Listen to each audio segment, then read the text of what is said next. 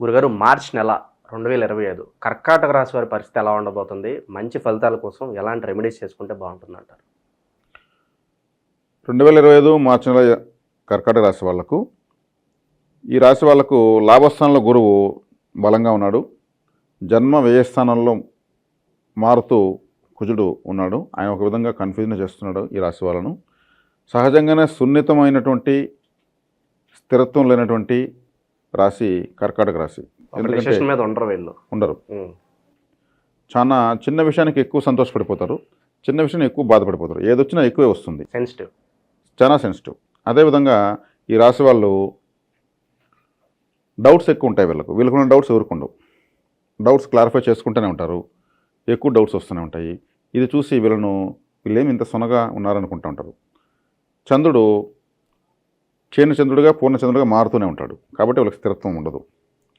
ఈ రాశి వాళ్ళకి ఇంకా భాగ్యస్థానంలో రాహు, అష్టమ స్థానంలో శని మాసాంతానికి భాగ్యంలోకి వస్తున్నాడు. అష్టమ రాహు అష్టమ శని కారకత్వం వదలడం ఒక శుభ సూచకం. వీళ్ళకు 2.5 సంవత్సరాలుగా వీళ్ళకు అష్టమ శని గ్రహ సంచారం నడిచింది. ఇప్పుడు అష్టమంలో ఉన్నటువంటి గ్రహాలు ఒక్కొక్కటిగా భాగ్యంలోకి వస్తున్నాయి. అదొక శుభ సూచకం. సో ఎప్పటి నుంచో అనుకుని ముందుకెళ్ళ పనులు కావచ్చు, కొన్ని చిక్కుముడులు కావచ్చు, అన్నీ కూడా క్లియర్ అయిపోయే అవకాశం కనిపిస్తుంది అంటారు. ఖచ్చితంగా మబ్బులు పెడుతున్నాయి కర్కాటక రాశి వాళ్ళకు.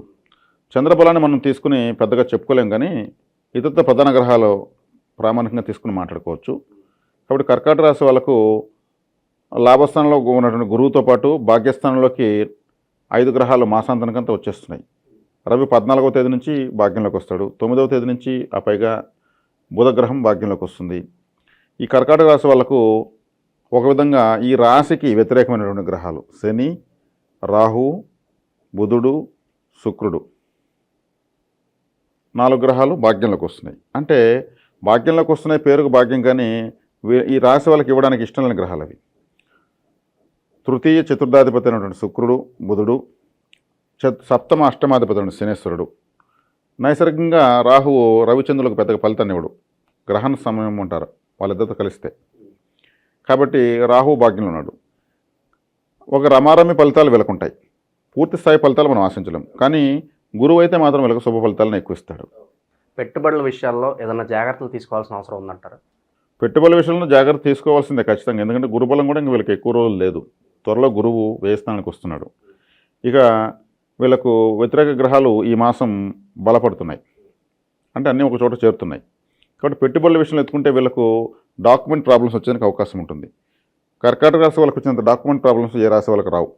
దానికి డాక్యుమెంట్ కారకుడైన బుధుడు భాగ్యంలోకి వచ్చి తను మిత్రులతో కలుస్తున్నాడు. కాబట్టి ఈ రాశికి అశుభ స్థానాలకు ఉన్నటువంటి అధిపతులు ఏకమవుతున్నారు. కాబట్టి పెట్టుబడుల విషయంలో వీళ్ళు కేర్ఫుల్గా ఉండాలి. డాక్యుమెంట్స్ ఏదైనా 1కి 4 సార్లు చదువుకోవాలి, చూసుకుని పోవాలి.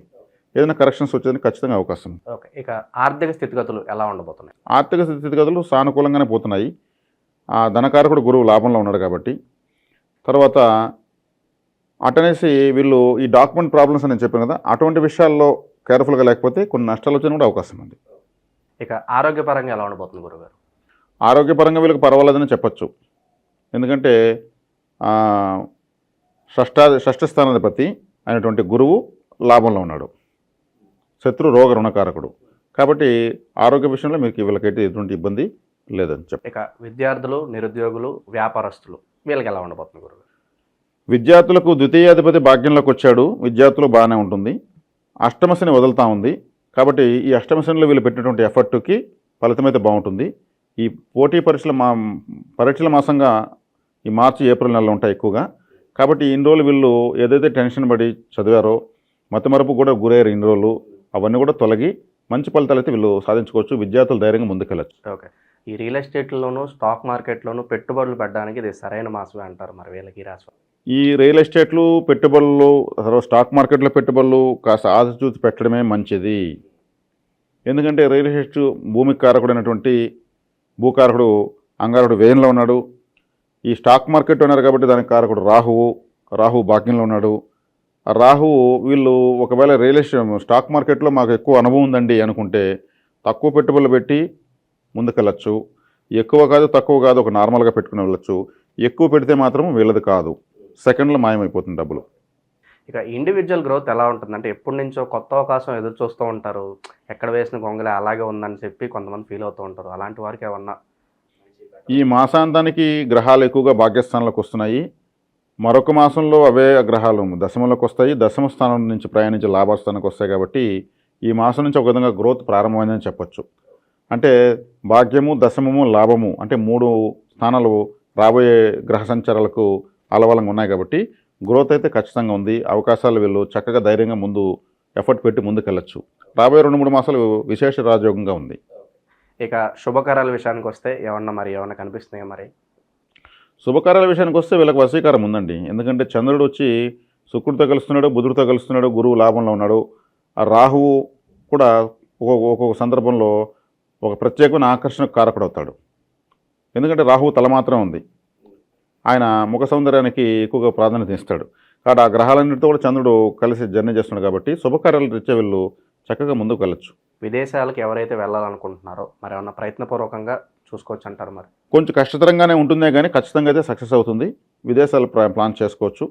వీళ్ళకు విదేశీ ప్రయాణాలు విజయవంతంగా ముగుస్తాయి. ఇంకా మెరుగైన ఫలితాలు పొందడానికి ఈ రాశి వారికి మంచి రెమెడీస్ ఏదైనా ఉంటే తెలియజేయండి గురుగారు.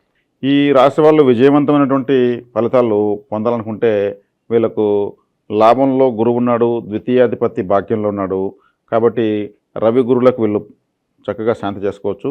అంటే సూర్య నమస్కారాలు ఎక్కువ చేసుకోవాలి. వీళ్ళకు ఉన్నటువంటి గురువులు ఎవరైతే గురు సమానులు ఎవరైతే ఉంటారో తల్లిదండ్రులు, ఆది గురువులు, వాళ్ళకు కూడా వీళ్ళు పాదసేవ చేసుకోవచ్చు. చేసుకోవడం వల్ల ఈ 2 గ్రహాలు వీళ్ళకు చక్కగా మంచి రాజయోగాన్ని ఇస్తాయి. కాబట్టి సూర్య నమస్కారాలు చేసుకోవడంతో పాటు సూర్యుడికి పళ్ళెల్లో కర్పూరం పెట్టి హారతి ఇవ్వాలి. సూర్యగ్రహాన్ని చూస్తూ సూర్యుడు కనిపించకపోయినా కానీ హారతి ఇవ్వాలి. అలా ఇచ్చి ఆర్గ్యం ఇస్తూ ఉంటారు, నమస్కారాలు ఆర్గ్యము, దాంతో హారతి కూడా ఇవ్వాలి. విశేషంగా సూర్యబలం పెరుగుతుంది. కాబట్టి చక్కగా ఈ ఆరాధనలు చేసుకోవచ్చు. ఇంకా మేము ఏదన్నా దానం చేయాలనుకుంటున్నామండి అంటే ఎలాంటి వస్తువులు దానం చేస్తే బాగుంటుంది? ఎలాంటి వస్తువులు దానం చేయొచ్చు అంటే